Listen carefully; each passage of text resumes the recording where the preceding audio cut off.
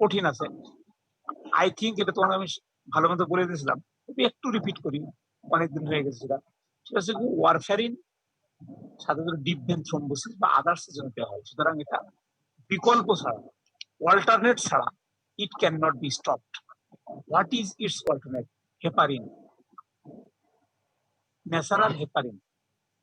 Heparin alternative দিতে হবে। এটা 7 দিন আগে বন্ধ করতে হবে, এবং 7 দিন আগে থেকে 7 days before it will be stopped, and at that time heparin will be start. আমি দুটো কথা বললাম, stop and start. Warfarin should be stopped 7 days before and heparin should be start 7 days before.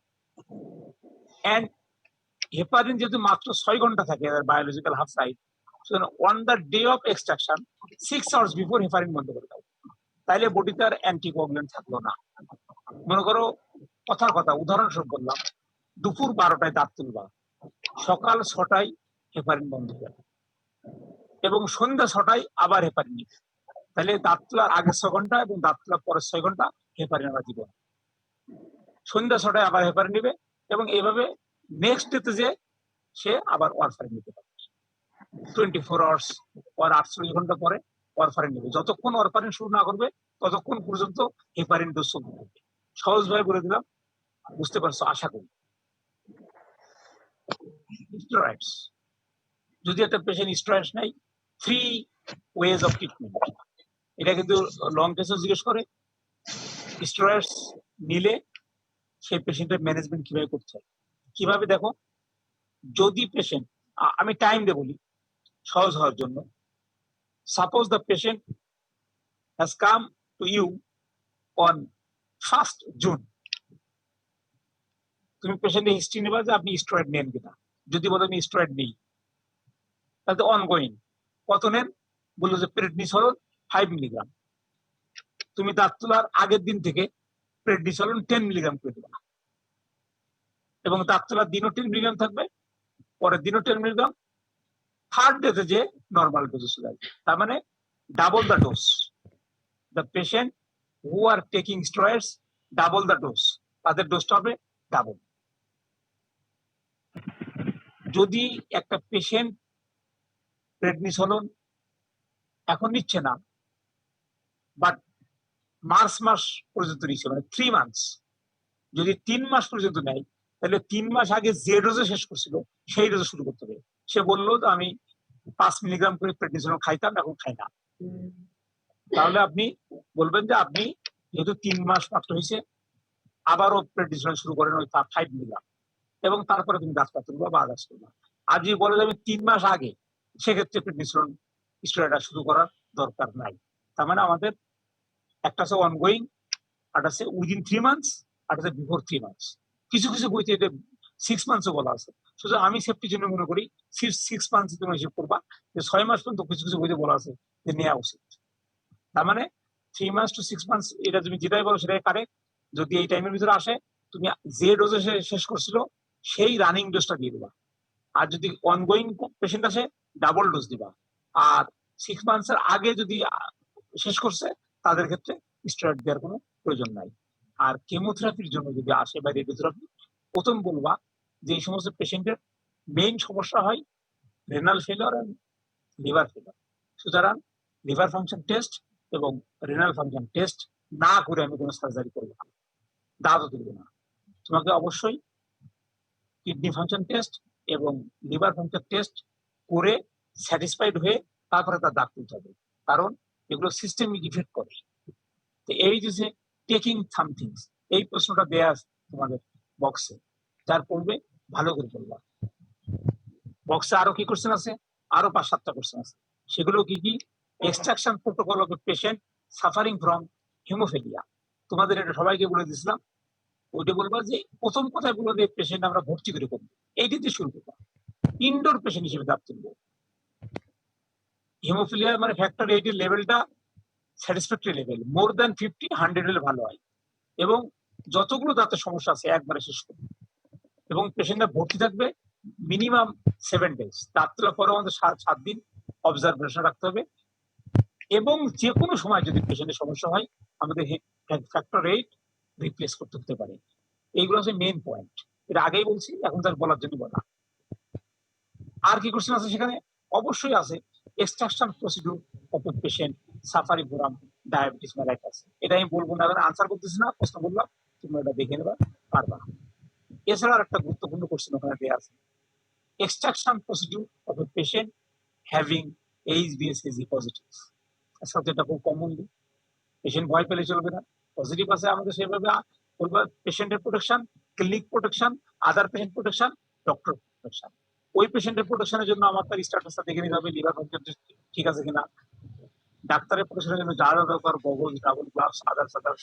অন্য পেশেন্টের জন্য এই পেশেন্টটাকে আমি সবার শেষে করবো, আগে করে আমি ওটিটাকে ইনফেক্টেড করবো না, এই কথাগুলো বলবা যেন ভুল না। এরপর আর কি কোশ্চেন দেওয়া আছে? আর কোশ্চেন আছে সিভিয়ার অ্যানিমিয়া করতেছে, হিমোগ্লোবিন পার্সেন্টেজ দেখে তোমরা জানো এটা পেশেন্টকে আমরা ডায়েট, ড্রাগ আর ব্লাড, এই তিনটার যে কোনো একভাবে হিমোগ্লোবিন মোটামুটি 10 গ্রাম পার ডেসিলিটার হলে আমরা সার্জারি করতে পারি, আর 9 গ্রাম পার ডেসিলিটার পর্যন্ত এক্সট্রাকশন করতে পারি। এর চেয়ে নিচে করলে কিন্তু বিপদ বলবা, ব্লিডিং বেশি হবে, পেশেন্ট হাইপোক্সিয়া হবে। এই সিভিয়ার এলিমেন্টটা আরেকবার বলি, এটা পেশেন্ট হাইপোক্সিয়া কিন্তু ডেঞ্জারাস, ভাইটাল অর্গান ফেল করে, এবং এটা হয় 9 গ্রাম পার ডেসিলিটারের নিচে থাকে। এই 9 গ্রামের উপরে তোমাকে নিতে হবে। কিভাবে নিতে পারো? 3 ওয়েজ, ডায়েট, ড্রাগ মানে আয়রন ক্যাপসুল, অ্যান্ড ইমার্জেন্সিতে blood transfusion in the form of packed cell molecule. Last যে কোশ্চেন এখানে বলবো সেটা হচ্ছে কি, তোমাদের ম্যাডামেরও এই কোশ্চেনটা প্রিয়, লাস্টটা বললো, ওটা লাস্ট না, লিস্ট না। Protocol of post extraction bleeding, যে পেশেন্টের হিমোফিলিয়া বা আদার্স কোনো প্রবলেম নাই, তার ক্ষেত্রেও প্রচুর ব্লিডিং হচ্ছে, এটা তুমি কিভাবে কন্ট্রোল করবা? সবসময় এটা বলবা, আমরা ব্লিডিংটা কটন প্যাক দিয়ে প্রেসার দিয়ে সোর্সটা দেখবো, কটন প্যাক প্রেসার দিব, at the same time digitally pressure দিব, ইওর 4 ফিঙ্গার অ্যান্ড থাম, এই দুটো দিয়ে ডিজিটালি প্রেসার দিয়ে, যদি স্টপ হয়ে যায় সফট টিস্যু, স্টপ না হলে হার্ট বোন। যদি সফট টিস্যু থেকে আসে নো প্রবলেম, তুমি স্টিচ করে দাও, দিয়ে কটন প্যাকটা দিয়ে দাও। আর যদি বোন থেকে আসে, এদেরও তো লাগবেই, স্টিচ দেওয়ার আগে তুমি ওই সকেটটাকে বোন ওয়াক্স বা আদার্স কোনো হেমোস্ট্যাটিক এজেন্ট দিয়ে ভর্তি করে দেবো, বোন ওয়াক্সটাই ভালো। তুমি সকেটের ভিতরে বোন ওয়াক্স দাও, তারপরে স্টিচ দাও, তারপর কটন প্যাক দাও। আর যদি সব টিস্যু থেকে হয় only stitch and cotton pack. But এটা বুঝবা কি রে, ডিজিটালি প্রেসার দিলে ব্লাড বন্ধ হলে সব টিস্যু, বন্ধ না হলে যদি তখনও উজিং হয়, তাহলে বুঝবা এটা বনি ক্যাভিটি থেকে আসতেছে। এই মোটামুটি এক্সট্রাকশন রিলেটেড থেকে ফার্স্ট যে স্টেশন, এটা একটু ডিটেলস বললাম, এগুলো ভুল নয়, এর বাইরে দু একটা থাকতে পারে, আমার যতগুলো মনে পড়ে আমি যত মনে করে তোমাদের জন্য একটা লিস্ট করে রাখছিলাম, তাতে এই কোশ্চেনগুলো আমার কাছে যথেষ্ট গুরুত্বপূর্ণ মনে হয়েছে যেগুলো এখানে আছে। তো মোটামুটি সবাই বুঝতে পারছে এই আশা করি। এতে আমি সেকেন্ড স্টেশনে যাচ্ছি। সেকেন্ড স্টেশনে বেশিক্ষণ কথা বলবো না, তোমাদের ফ্র্যাকচার আমি ভালো মতো একটা ক্লাস নিয়ে সব দেখাই দিচ্ছি। ওইটা যারা পড়ে আসছো পড়বা, তাদের জন্য কোনো কোশ্চেন আনকমন থাকবে না। শুধু ওইটার বাইরে যে কোশ্চেন দিয়ে আছে সেটা আমি তোমাদের বলছি, 4-5টা কোশ্চেন দিয়ে আছে ট্রমা থেকে, কারণ ওই ডিজাইনের ট্রমা তোমাদের বলি নাই। এখানে যার ট্রমা পড়বে তার আর এক্সরে উঠবে না, এই ফ্র্যাকচার উঠবে না। ট্রমা কি উঠতে পারে? মনে করো রুল নম্বর 1 ঢুকলো, সে তুললো, তার উঠলো ATLS in trauma, say just এই কথাটা উঠবে। তার মানে তোমার ATLS-টা ব্যাখ্যা শিখছে তোমার কাছে। তোমরা সবাই জানো ATLS মানে কি, অ্যাডভান্স ট্রমা লাইফ সাপোর্ট। প্রথমে এই কথা বলবো। এখন এ বড় হাতের, টি বড় হাতের, এর বড় হাতের, এস বড় হাতের, অ্যাডভান্স ট্রমা লাইফ সাপোর্ট, এটা দুইটা উইং আছে মেনলি। কি কি? এটার মাধ্যমে আমরা লাইফ সেভ করি, এটাই মেন। এছাড়া একটা আছে লিম সেভিং, লিম সেভিংটা আমরা বেশি চিন্তা করি না, অন্যান্য ফ্র্যাকচার গুলো যেটা দেখি পরে, লাইফ সাপোর্টটাই মেন। এবং এর আন্ডারের যে প্রোটোকল দেওয়া আছে সেটাকে বলা হয় প্রাইমারি সার্ভে। মেনলি সেকেন্ডারি সার্ভেটা আমাদের অত ইম্পর্টেন্ট না, প্রাইমারি সার্ভে এটা বলবা যে প্রাইমারি সার্ভেটাই আমাদের মেইন। এই প্রাইমারি সার্ভে কম্পোনেন্ট কি কি, A B C D E, এই ব্যাখ্যাটা হবে, এর বাইরে এখানে আর কোনো কোশ্চেন জিজ্ঞেস করবে না। এখন সেকেন্ড যে জিনিসটা, হয়তো আর একজন এইটা না উঠবে, একটু ঘুরাই উঠলো কোশ্চেনটা, যে clarify A B C D in relation to trauma. Answer কিন্তু একই, A means this, B means this, C means this, বলে দেবা, পুরাটা বলবা। এ মানে কি, airway and cervical spine control. এটা সার্ভাইকাল স্পাইন না বললে এ কমপ্লিট হবে না, শুধু এয়ারওয়ে বললে আমরা আনসার দিব না।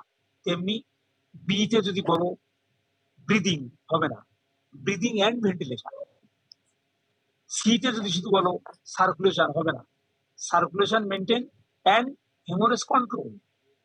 কন্ট্রোল না করলে যে অবস্থা করতে হবে, একদিকে পানি দিবে আরেকদিকে বেরোয় যাবে, ব্যাপারটা এভাবে বলতে হবে।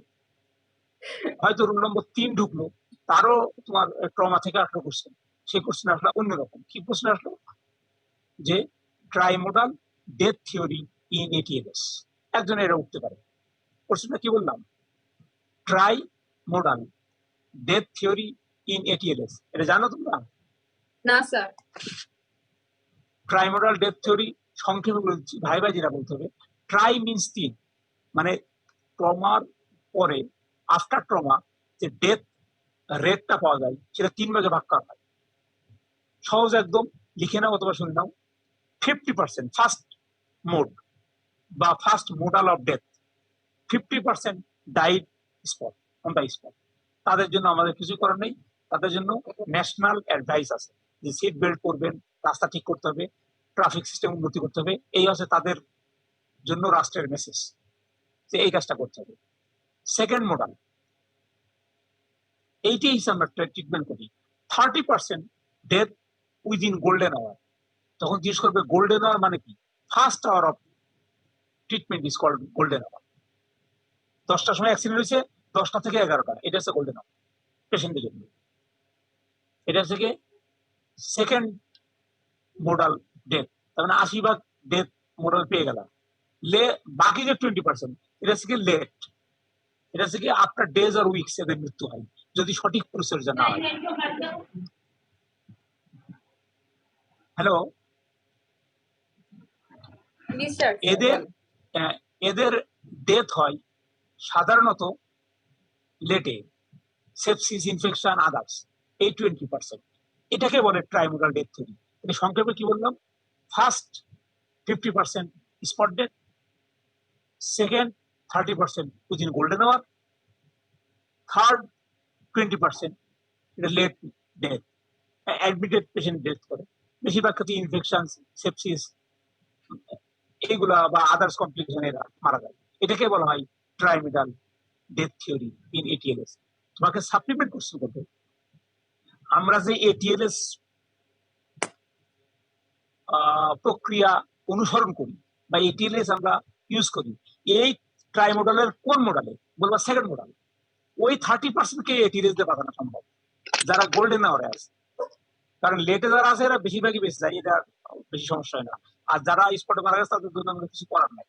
ওই 30% গোল্ডেন আওয়ার রাখে যদি আমি এটিএলএস দিই, তাহলে ওই 30% বেশিরভাগই বেঁচে যাবে। আর যদি এটিএলএস না দেওয়া হয়, ওই বলা হয় যে 30% 100% মারা যাবে, সবাই মারা যাবে। এটিকেই বলা হয় এটিএলএস।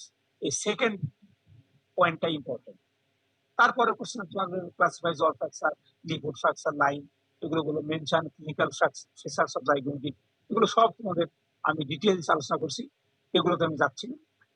এখান থেকে কোনো আলাদা কোনো কোশ্চেন ওইভাবে দেখি না যেটা তোমাদের আমি পড়াই নাই। যেমন একটা কোশ্চেন ওখানে আছে, name the instruments used for disinfection of following fracture. 1 maxilla বা এ ম্যাক্সিলা, 2 নেজাল বোন, 3 নেজাল সেপ্টাম, 4 জাইগোমেটিক বোন। এরকম 4টে দিল, তোমাকে বলতে হবে যে ম্যাক্সিলা, এটাকে যদি আমি টেনে তুলতে চাই, এটা কোন ফর্সে, তোমাদের আমি সেই ফর্সের নাম দেখাচ্ছিলাম, ছবি দিয়ে দিচ্ছিলাম, যে এগুলা এই প্রশ্নগুলো সাধারণত ওখানে দেওয়া আছে। এক্সটার্নাল ফিক্সেশন দেওয়া আছে, ইন্টারনাল ফিক্সেশন দেওয়া আছে, আইএমএফ দেওয়া আছে। এগুলো আমি ডিটেলসে যাচ্ছি না, এটা তোমরা খুব ভালো করে জানো। তাহলে এই গেল তোমার স্টেশন 2। স্টেশন 3 দেখো, স্টেশন 3টাও তোমাদের কিন্তু স্টেশন 1-এর মতো ইম্পর্টেন্ট। স্টেশন 2 দিয়ে একটু অনেক সময় স্যাক্রিফাইস করে স্ট্রাকচার, তারপরে এবার স্যাক্রিফাইস করা উচিত না তোমাদের, আমি ভালো করে পড়াই দিচ্ছি। স্টেশন 3টা কি আছে? সিস্ট এবং ওডোন্টোজেনিক টিউমার। এর একটা প্রশ্ন করে ভুল না। আমি এখানে জাস্ট প্রশ্নগুলো আউটলাইন করতেছি, আনসার করার সময় নাই, বলার দরকার নাই। এখানে প্রশ্নগুলো সহজ ভাবে আছে। 1 নাম্বার কোশ্চেন হয়তো বা 1 নাম্বার মানে এটা যে সবাই রুল নম্বর 1 এর উপরে তা। Number 1, define cyst and classify জোসিস্ট।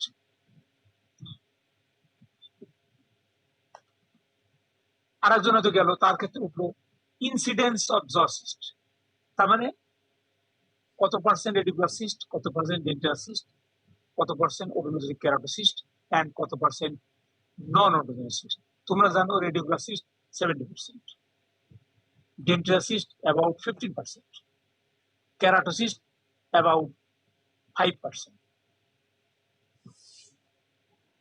and remaining যে সিস্ট আছে তারা 5 থেকে কেরাটোসিস্ট 5 to 10%, এবং রিমেইনিং যে 5% আছে তারাই নন ওডোনটোজেনিক সিস্ট বা আদার্স।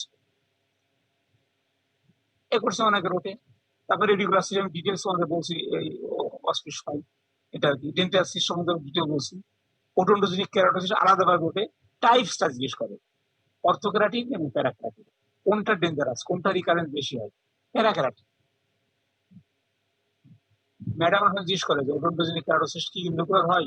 তোমরা সবসময় মাথায় রাখো multilocular, but obviously there is chance of unilocular, unilocular হয়। হয়তো এরপরে আরেকজন গেল, তার উপর সিউডোজোসিস্ট, সমস্যার মধ্যে দুটো নাম দিতে হবে, তারপরে যে কোনো একটা আমরা জিজ্ঞেস করবো, আইদার সলিটারি অর সিউডো, এই অ্যানিউরিজম। ট্রিটমেন্টটা কিন্তু এক লাইন, সবারকে বলছি, exploration of the cyst and control the bleeding, আর কিছু না। এগুলো সিস্ট নিয়ে প্রশ্ন। হয়তো এরপরে আরেকজন গেল, তার উঠলো নন ওডোনটোজেনিক টিউমার, ক্লাসিফাই করো, তোমরা ক্লাসিফাই জানো।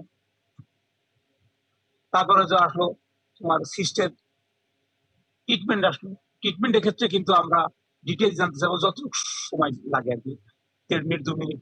যদি কারো ট্রিটমেন্ট ওঠে সিস্টেম, ম্যাডাম যদি যে কোনো একটা পয়েন্টে চলে যায়, ইনিউক্লিয়েশন একটু প্রসিডিউরটা বলো তো, ওইভাবে বলবো যে অ্যানাসিসটা দিব, তারপরে ওপেন করবো, টোটাল লাইনিংটা বের করবো, ব্লাড কন্ট্রোল করবো, তারপরে স্টিচ দেবো, এরকম পর্যায়ক্রমে বলে দেবো। মার্সুলেশন যদি কারো ওঠে ভাই ভাই, তার ক্ষেত্রে কিন্তু অবশ্যই এর 3টা জিনিস জিজ্ঞেস করে। মার্সুলেশন ইন্ডিকেশন, অবজেক্টিভ, স্টেপ। ইন্ডিকেশন 3টা আগেই বলছি, অবজেক্টিভ কি, সিস্টটাকে ছোট করে নিয়ে আসে, আর স্টেপ গুলো কি, স্টেপ 2টা, স্টেপ 2টা কিন্তু একটা আছে ডিফ্লেশন আর একটা ইনিউক্লিয়েশন।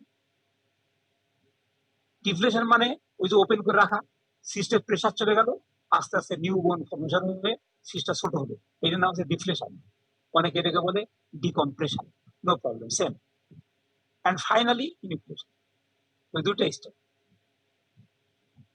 তারপরে তোমাকে ইন্ডিভিজুয়াল উঠতে পারে গ্লোমেরুলার সিস্ট, ইন্ডিভিজুয়াল উঠতে পারে নেজোলেরিয়াল সিস্ট, এগুলো 2-1 লাইন দিয়ে বলতে হয়, তোমাদের আমি বলছি যেটা যতটুকু সম্ভব বলে দিচ্ছেন। তারপরে কি আসে, হয়তো একজন উঠলো অ্যামিলোব্লাস্টোমা এসে গেল, আমরা সমস্যা বলবো ক্লিনিক্যাল ফিচার্স বলো, রেডিওলজি বলো। হয়তো আরেকজনের কাছে বলা হলো যেটা ট্রিটমেন্ট প্ল্যান বলো, ওই আগে যেটা বলছি একই ট্রিটমেন্ট বলবা, যে রেডিকুলার এই radical surgery depending on the extension. মানে কি, তখন জিজ্ঞেস করবে যে অর্থ কি, যে ম্যাডাম যদি লোয়ার বোর্ডে ইনট্যাক্ট থাকে তাহলে তো আমি এন ব্লক করবো, যদি কন্ডাইল ঠিক থাকে বাট লোয়ার বোর্ডার ঠিক নাই তাহলে সেগমেন্টাল, আর যে কন্ডাইলও ইনভলভ হয়ে যায় সেক্ষেত্রে আমাদেরকে ম্যান্ডিবুলেক্টমি করতে হবে, সেটা পার্সিয়াল হতে পারে, হেমি হতে পারে, সাব টোটাল হতে পারে, টোটাল হতে পারে, এইভাবে আমাদেরকে আগাতে হবে। এখানে আর যে প্রশ্নগুলো বিষয় বলে দিচ্ছি, হিস্টোলজিক্যাল টাইপস অফ অ্যাঙ্গিওস্টোমা জিজ্ঞেস করে, রেডিওলজিক্যাল টাইপ অফ অ্যাঙ্গিওস্টোমা জিজ্ঞেস করে, পিনবক টিউমারের হিস্টোপ্যাথোলজি জিজ্ঞেস করে,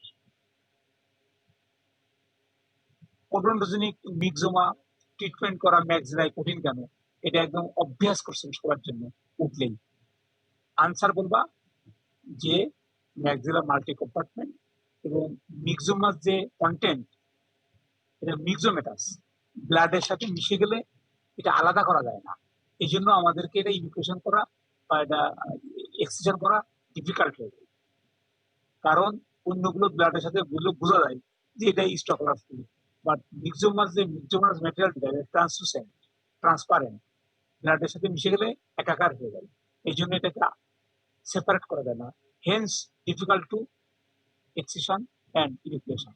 এই কথাটা মনে রাখবা। ওডোনড্রোমস আছে, কারো কারো ওডোনড্রোমস আছে, সেটা ওই টাইপস বলে দেবা। এছাড়া আছে গর্লিনস গর্ড সিন্ড্রোম। এই জিনিসটা আমি দিতে চাই না, কিন্তু ম্যাডামরা পছন্দ করে কি জন্য, যে গর্লিন গর্ডস COLTZ সিন্ড্রোম, এটা যদি একটা কথা বললে হয়ে যায় যে মাল্টিপুল ক্যারাটোসিস্ট যদি আমরা পাই, তখন এই সিন্ড্রোম আমরা চিন্তা করি। এটার মেইন সিমটমটা কি বললাম, মাল্টিপুল ক্যারাটোসিস্ট ইন দ্য জ, তখন আমরা গর্ডিন গল সিন্ড্রোমের কথা চিন্তা করি। এটা ট্রিটমেন্ট জিজ্ঞেস করে না। আচ্ছা, এখানে কিছু প্রবলেম আকারে থাকে, কমন যে দুটো প্রবলেম দেওয়া হয় এখানে, সেই দুটো প্রবলেম আমি তোমাকে বলে দিচ্ছি। কি কি দেওয়া থাকে? Problem number 1, a 20 years old boy came with a complaint of well-defined painless swelling on the right anterior maxilla with a discolored right center incisions for last 3 years. What is your diagnosis? How would you manage sir the আবার case? একটু sir A, আবার একটু বলুন। বলছি, a 20 years old boy came with a complaint of well-defined painless swelling on the anterior maxilla with a discolored tooth for last 3 years. What is your diagnosis and how would you manage it? বুঝতে পারছো, radicular system দিকে অঙ্গুলি নির্দেশ করা হচ্ছে। It is a case of radicular cyst. তার সাথে আমরা ম্যানেজমেন্ট দিয়ে তোমাদেরকে তখন বলে দেবো যে তুমি আমরা কি চাচ্ছি, তখন তুমি স্পেসিফিক বলে যাবে। কিন্তু এটা তুমি যখন ডায়াগনোসিস করে বলবা, এখানে তোমার 10-এর 6 নম্বর সেখানেই এসে যাবে, এই একটা কথার কারণে। 2 নম্বর প্রবলেমটা কি? A 55 years old man came with a complaint of long-standing, painless, expansile swelling on the ramus of the left mandible. প্রত্যেকটা পয়েন্ট ইম্পর্টেন্ট। তোমার হাতে প্রবলেম থাকবে, ম্যাডাম বলবে কিওয়ার্ডস গুলো বের করো। তুমি কিওয়ার্ডস কিভাবে বের করবা? তুমি বলবো 55 ইয়ার্স, এটা একটা কিওয়ার্ডস, কারণ বয়স একটা ইম্পর্টেন্ট। ম্যান একটা কিওয়ার্ডস, কারণ জেন্ডার বোঝাচ্ছে। With a complain of long standing একটা কিওয়ার্ডস, ডিউরেশন বোঝাচ্ছে। পেইনলেস একটা কিওয়ার্ডস, কেন বুঝতে পারতেছো? এক্সপানসাইল সোয়েলিং একটা কিওয়ার্ডস, র্যামাস অফ দ্য ম্যান্ডিবল একটা কিওয়ার্ডস। কতগুলো কিওয়ার্ডস যখন বের করতে বলা হয়, তুমি একটাও বের করতে পারো না। খেয়াল করবা যে ক্লিনিক্যাল ফিচার্স এর হেডলাইন থেকে বলা হয় কিওয়ার্ডস, সেক্স এগুলা। তাহলে এখানে কি বললাম, প্রবলেমটা খেয়াল করো। এ 55 years old man came with a complaint of long-standing, painless, expansile swelling on the ramus of the mandible, left-right side. What is your provisional diagnosis and how will you proceed for treatment? বুঝতে পারতেছো, keywords গুলো দেখেই কি বুঝতে পারছো? আমি অ্যামিলোস্টোমার আগে তুমি যেটা সেন্ট্রাল ভেন্ট্রিকুলার বলো, আমরা এটা নিব না। ওডোনটোজেনিক কেরাটোসিস বলো, নিব না। এটা ডেভেলপমেন্টাল, 20 বছরের ভিতরে বড়। সিওটি বললে মিলবে, কিন্তু নিব না কি জন্য? এটা আনকমন। হেমানজিও নিব না, কারণ এখানে এ নাই, পালসেশন বা এই জাতীয় কিছু কথাবার্তা বলা হয় না। তাহলে কিওয়ার্ডস গুলোর ইম্পর্টেন্স কি? এই প্রশ্ন যা করবে তার আনসার এই কোশ্চেনগুলো বেশি আনসার করতে হবে। তুমি কেন আমি ব্যবস্থা দিচ্ছি, তুমি বলবা ম্যাডাম বা sir, here are some keywords, those words are helping me for diagnosis. এখন বুঝতে পারছো তো যে প্রবলেম গুলো কত সহজ, বাট এগুলো দেখে তোমরা অনেক সময় ঘাবড়াই। এখন আসো স্টেশন 4। স্টেশন 4-এ জটিল কিছু নাই, কিন্তু তারপরে কতগুলো জিনিস আছে তোমাদের না বললে নয়। সেটা হচ্ছে তোমার যখন সহজ প্রসেস ইউজ করো, সেগুলো তোমরা পারো না, কঠিন গুলো পারো। উদাহরণ দিই, এই স্টেশন 4-এ আছে বেনাইন মিউকোজাল আলসারের টাইপ। আহা করতাম, টাইপ 2 ধরনের, যেহেতু বেনাইন তার মানে এটা ম্যালিগন্যান্ট না। তাহলে আমাদের বেনাইন কন্ডিশন কি হতে পারে? হয় ইনফেক্টিভ হতে পারে, না নন ইনফেক্টিভ হতে পারে। তাহলে বেনাইন মিউকোজাল লিশনের টাইপ হচ্ছে ইনফেক্টিভ, নন ইনফেক্টিভ। এবং এই ইনফেক্টিভ এবং নন ইনফেক্টিভ দুটো এবার সাব ডিভাইড আছে, ভেসিকলস এন্ড উইদাউট ভেসিকলস। কিছু কিছু হয় ব্লিস্টার ফর্মে হয়, যেমন হারপিস ব্লিস্টার হবে, বাট অ্যাপথাস ব্লিস্টার হয় না। তার মানে তুমি টাইপসটা পুরো কি প্রথমে টাইপস বলবা, তারপরে সাব টাইপস বলবা। শুনে নাও ভালো করে, টাইপসটা কি? Infective or non infective. Sub type কি? Blister formation or not. Blister বলে, কিন্তু ভালো ইংরেজি হচ্ছে ভেসিকলস, ভেসিকুলেশন অর নট ভেসিকুলেশন। এখন আসো, আর একজন গেল, রোল নম্বর হয়তো 11-12 ঢুকলো, তার উপরে একই প্রশ্ন, একটু নেবো কি হবে যে ইনফেক্টিভ বেনাইন মিউকোজাল লেশন সম্বন্ধে কিছু বলে। তখন তুমি বলবা যে ইনফেক্টিভ বেনাইন লেশন যেটা আছে এটা দুই ধরনের আছে, একটা আছে ভেসিকলস এর একটা লিস্ট আছে, আর একটা আছে নন ভেসিকলস এর লিস্ট আছে। তখন তুমি কি করবা? তুমি নন ভেসিকলস এর লিস্টটা বলবা এবং ভেসিকল দুটো লিস্টই বলবা। কিভাবে বলবে দেখো, তুমি ভেসিকল যেটা আছে আমাদের, যেটা আগেই বললাম হারফিস, এই একটা কথা বললেই ম্যাডাম সন্তুষ্ট হয় যে এটা দিচ্ছে হারফিস। যদি কারো ক্ষেত্রে জিজ্ঞেস করে যে হারপিসের প্রকার কি, তুমি বলে দেবা যে primary herpetic herpes labialis, herpes জোস্টা, তিনটা আছে। প্রাইমারি যেটা ওইটাই তো হারপিস সিমপ্লেক্স, কিন্তু ওটা আসলে নাম প্রাইমারি হারপেটিক স্টমাটাইটিস বা herpes simplex. Herpes labialis, herpes zoster. আর বলবো যে আরেকটা কি বলবা, ম্যাডাম আরেকটা আছে উইদাউট ভেসিকুলেশন। সেটা কি? আমাদের কমন যে ইনফেকশন গুলো হয়, tuberculous ulcer, syphilis ulcer, candida infection, এগুলো তো ইনফেকশন এবং এর আলসার মুখে পাওয়া যায়। তাহলে যখন আমি এই প্রশ্ন অনেকে দেখছি একেবারে স্তব্ধ হয়ে গেল, জিজ্ঞেস করবে পারে, এটা পারে না। তাহলে না পারার কারণ হচ্ছে এটা তোমরা গুরুত্ব দাও না, যে বেনাইনটা আবার এক ইম্পর্টেন্ট, এটা ইম্পর্টেন্ট, ওটা ট্রিটমেন্ট করে দিতে হবে। তাহলে বেনাইনের ভিতরে আমি প্রথমে বললাম তুমি ইনফেক্টিভটা আগে বলবা, এবং ইনফেক্টিভ দুটো সাব টাইপ করবা। সেই সাব টাইপের ভিতরে প্রথমটা আছে ভেসিকুলো বুলাস, আর আছে নন ভেসিকুলো। ভেসিকুলোর ভিতরে হারপিস বললেই আমরা সন্তুষ্ট। আর নন ভেসিকুলোর ভিতরে যেগুলো ক্রনিক ইনফেকশন আছে, tuberculosis, syphilis and candida infection. এখন আসো non infective, this is much more important. Non infective দুই ধরনের, ভেসিকেলস এন্ড নন ভেসিকেল। ভেসিকেলসটা কি? একটাই, পেমফিগাস ভ্যালগারিস। এটা তোমাকে জিজ্ঞেস করবে না, ডিটেলস নামটা মনে রাখতে হবে। শুধুমাত্র বলবা যে এটা একটা অটো ইমিউন ডিজিজ, ট্রিটমেন্ট নাই, ট্রিটমেন্ট স্টেরয়েড। এক কথায় বলে দিলাম, যত অটো ইমিউন ডিজিজ আছে সব treatment steroid. Auto immune disease মানে স্টেরয়েড ছাড়া কোনো রেসপন্ড করবে না। তাহলে এটার নাম কি বললাম? ভেসিকুলোবুলার ডিজিজ, পেমফিগাস ভ্যালগারিস উইদাউট ভেসিকুলেশন। এইটাই ইম্পর্টেন্ট। অ্যাপথাস, মাইনর আর মেজর, এই যে একটু ডিটেলসে জিজ্ঞেস করে, তা তোমরা জানো। তারপরে যে ভুলগুলো করো সেটা আমি বলে দিই। দেখো, প্রথম যে কথা, যে মাইনর জিনিসটা কি? মাইনরে আমাদের কখনোই নন ক্যারাটানাইজে হবে না। তোমরা জানো আমাদের লিভ, আমি তোমাদের লিভটাকে নিয়েই বলি।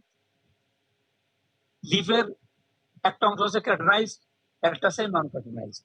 যখনই মাইনর অ্যাপথাস এফেক্ট করবে, নন ক্যারাটানাইজ পার্টে হবে, মেজর এফে ক্যারাটানাইজ পার্টে হবে। কত সহজ পার্থক্য!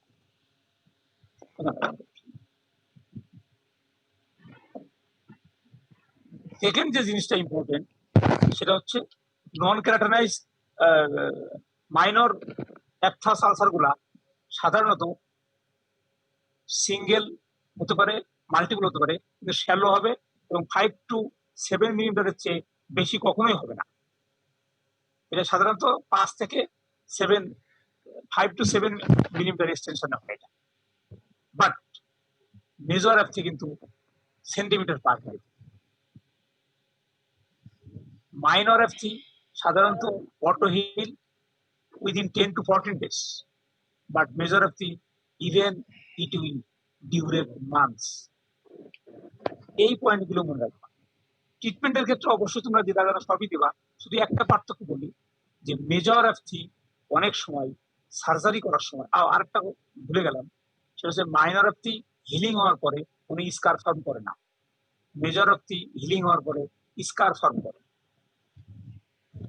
এখন ট্রিটমেন্টের ক্ষেত্রে তুমি স্টেরয়েডস, বিভিন্ন রকম ওরাল হাইজিন মেনটেন, ট্রামসিলন টেস্ট, লিগনোটেইন যা দেয় না কেন, মেজর অফ থি সবসময় ভালো হয় না। মেজর অফ থি সময় কিছু কেমোথেরাপি টাইপ ড্রাগ দেওয়া লাগে, যেমন থ্যালিডোমাইড, সাইক্লোস্পোরিন, এই দুটো নাম মনে রাখবা। এবং এখানে স্পেশালি জিজ্ঞেস করে ভাইবা বলে এটা কিভাবে দেবা, যেভাবেই দেওয়া হোক না কেন তোমরা আনসারটা দেবা under specialist supervision, because it is chemotherapy which has lot of effect on body, liver and kidney. এই